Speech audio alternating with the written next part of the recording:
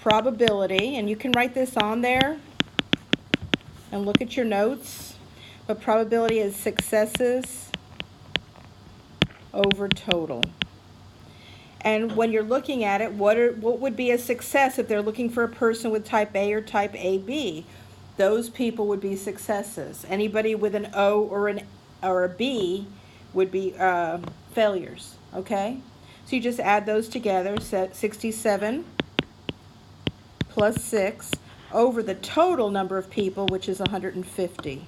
So that's where you get your 73 over 150. Any questions on that?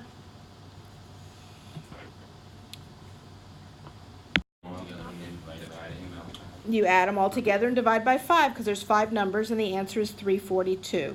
So you'll have 370 plus 310 plus 380 plus 340 plus another 310 and divide them by 5 and you get 342. Okay? This is an average question, but it's an easy average question. It's a straight up average. There are average questions that usually on the test aren't this easy, and I'll pull some out and show them to you, okay? When you start working on the other ones, I'll get you some harder ones, so you can see the difference in those average questions that you might be getting. They're not all going to look that easy. Number 3, how many of you, if it says you have inches and you have miles, right? So it says 1/2 inch represents 18 miles, and about how many miles apart are 2 towns that are 2.5 inches on the map? How many of you figured that there's 5 1/2 inches and 2.5 and just multiplied that by 18? Okay, that works on this problem, but it doesn't work on a harder problem. So I want you to learn how to do it another way also. That way works for this one, and that's fine. You have, you had the 5, there's 5 sections, so you would multiply 18 by 5 and you would get your 90. But if it was like 2 2/3 and some weird 17.8, you're in trouble, right? So. Check. No. That other group was really good. All right. So we have 1/2 inch goes with 18. Like 2.5 inches, and for 2.5 you do not use mixed fractions ever when you're doing it. You either convert it to a decimal that doesn't have to be rounded, which this one can be converted, or you convert it to an improper fraction. So this is 5/2, okay? And they want to know how far away those maps are, those towns are. You set up a basic proportion to do this. The reason I'm making you do it this way is because if the question is harder, it's going to have numbers that you can't do what you did on the 1/2 and the 2.5, okay? So I just want you to get used to that. So what's 18 times 5/2? I think it's 45. Go ahead and do it in your calculator. 5/2 times 18. 45. And you divide both sides by 1/2, and the answer is 90. When you divide by a bottom-heavy fraction, your number gets bigger, not smaller, okay?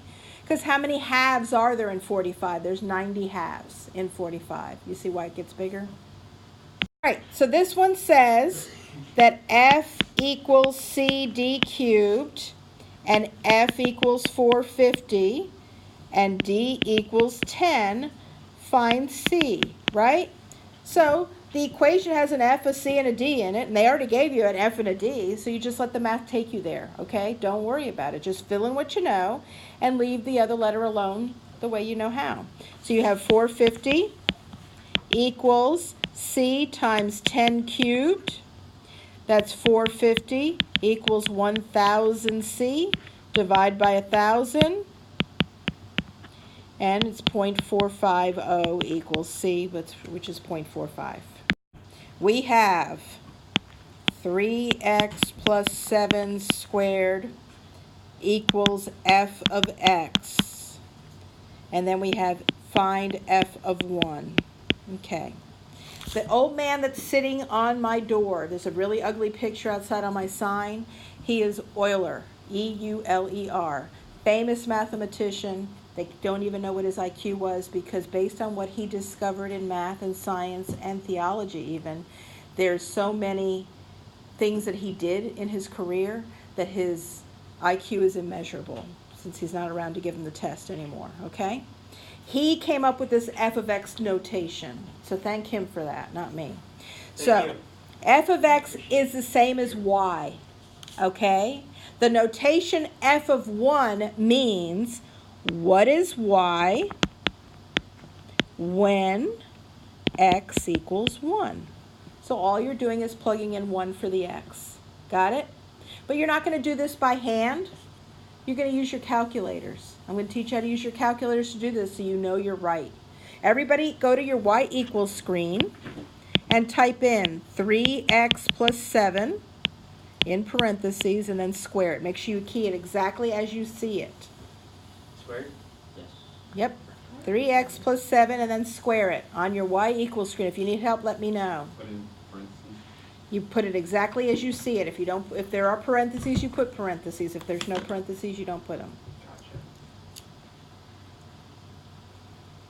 How do you do it? X is on the button that has Red 4 button. letters. Gotcha. I found it. Now everybody hit second window. And Press enter first. And no, second window. And type in a 1 there, and then hit second graph.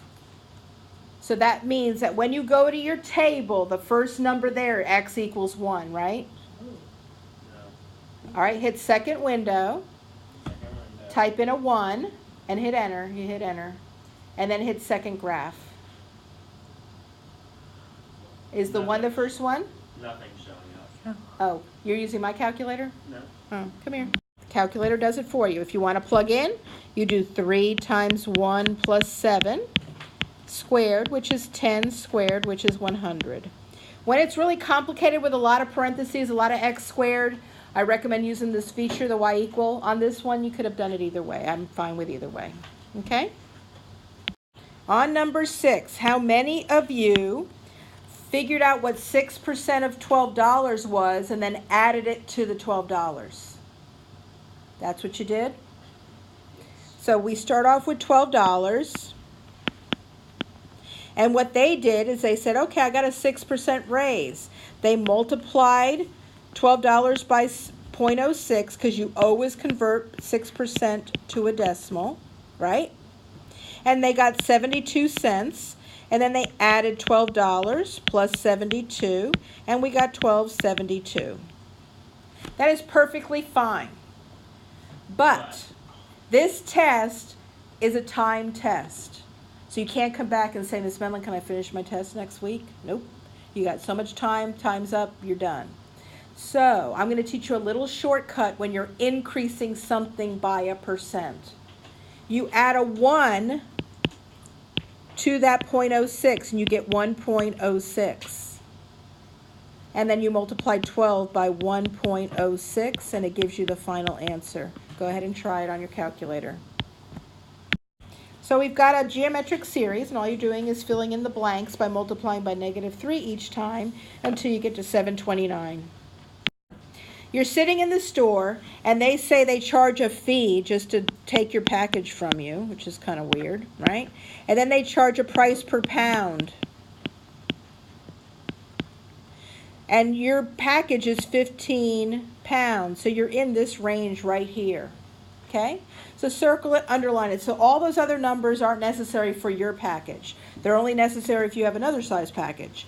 So you're going to pay a $10 fee, and then you're going to pay 65 cents for every pound. And you just put that in your calculator, and you get $19.75. We're going back to that year, aren't we? That was 15.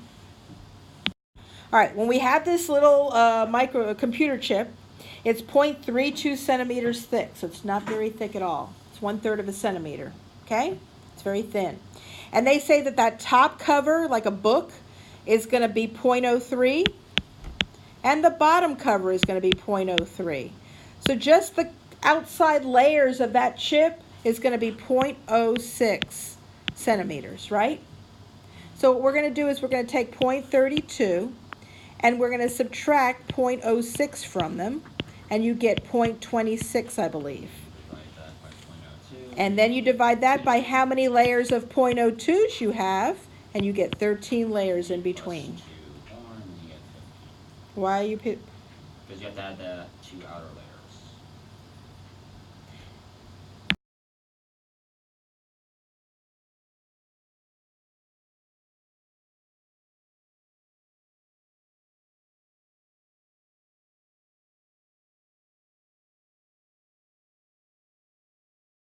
First of all, we're never going to pick in a geometry question. Cannot be determined with information given. Never.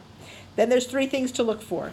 If you see a shared side, then sometimes you can figure something out with that side equals that side, and you can figure out on similar stuff. So when you have a shared side, kind of look at it and see if you can figure out some kind of similarity. When you see parallel lines, 9 times out of 10, you're looking for alternate interior angles, and they are equal. And the last thing is, if you see an X, you're looking for vertical angles. They are equal. So the opposite angles are equal. Okay, so we have the opposite sides of an X are equal, right? It's like breaking into a house when you have a geometry question. You have to find your way into the problem, okay? So do you see an X? Does everybody see an X in that picture? Yeah. It's right here. So what does this angle measure here? 45. 45. You're in the house. Now you got to look for the TV or the safe or the jewelry. All right. So now we have 3 angles of a triangle. What do they add up to? 180. 180. And a lot of you put 80 as your answer, but you're going to subtract 35 and 45 from 180, and you'll get 100 as your answer. What's wrong with this pie chart? They're not proportions. 4 is not half The of 9. charts aren't proportional. The charts aren't proportionate. The bottom ones are off, the top one's off. You've got 9 things you're measuring here, right? And this guy here is a 1 and this is a 3. That doesn't make sense. They should all be 3s or all be 1s because they're the same size pretty much. So she told him the numbers are right, but you didn't do your pie chart right, right? So if I were to add all those numbers together, what do I get? 9. That is the total. And the core accounts for 4 out of the 9, right? So in that pie chart should represent, that piece of the pie should represent 4/9 of the circle. $1 million question. How many degrees are in a circle? 360. Multiply 4/9 by 360 and you will get your answer. Go ahead and do it. I think it's 160.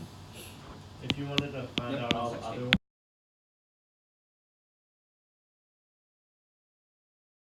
So if you increase your speed from 88 to 220, it went up to 132 feet per second. But that happened over 3 seconds, so you divide it by 3, and you get 44 every second. You went up 44. So that one there is 180 minus 47, because it forms a straight line. You have to make sure your picture meets the requirements of the problem, and then just look at your picture. If you see straight lines, they add up to 180. If you see an X, the opposite angles are equal. All those rules, they just keep coming up on using them, okay? What does ascending order mean? Go numbers that are larger go ahead of numbers that are smaller. No. You start from smaller and go up. When you ascend the stairs, you go from smaller and you go up. You don't go from bigger and go down. I know, you're right. Okay. He was saying it the opposite way. Okay? So you need to know what that means first. You ascend the stairs. If you ascend, you're going up to your bedroom. If you descend, you're coming down for breakfast, okay? Everybody get that? I think if you're an angel, you ascend, Uh-huh. and then once you stop ascending, you fall. Mm-hmm. A fallen angel. So what I would do, and I hate decimals, but I would put these in decimals. I would put these in decimals so that you can really compare them. Because when they have different denominators, it's hard. they'd given you 1/2, 2/2, and 3/2, that would be easy, but they're not going to do that. So when we do 1/2 in decimal, it's 0.5. 5/6 in a decimal is 0.83 repeating. And 0.6 something.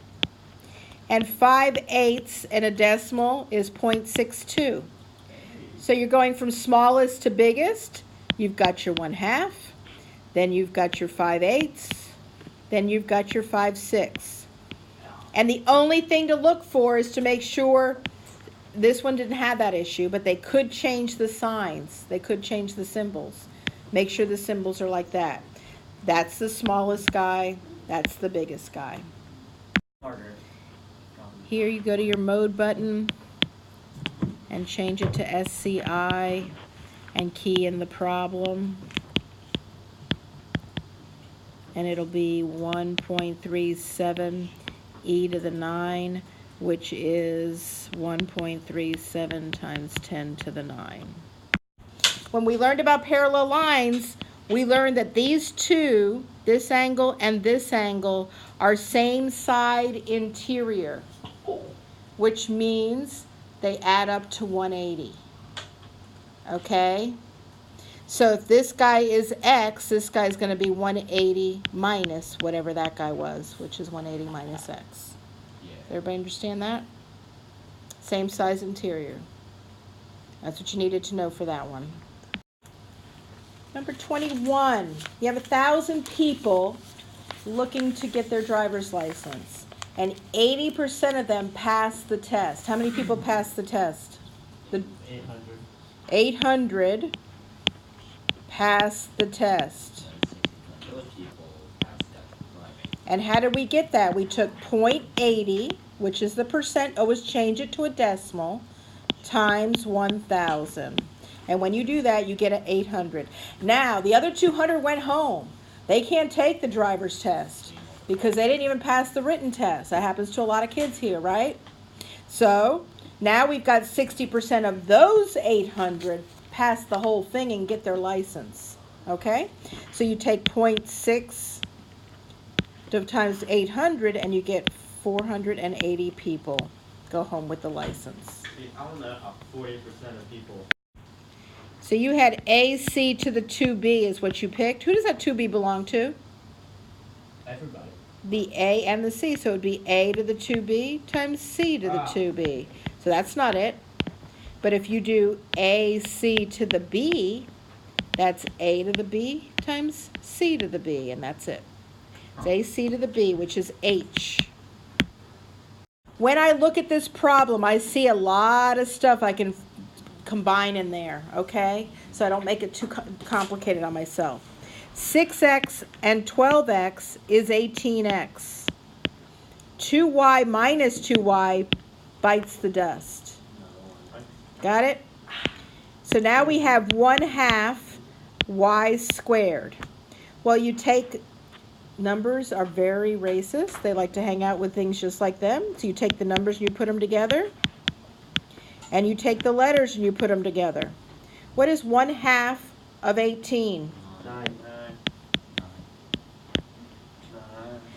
Everybody on your calculator put in y equals 500x minus x squared. Because remember, we only can use x's on our y equals. Hit second window. And go down to the first auto and change it to ask. So now it'll look like this. The first one, just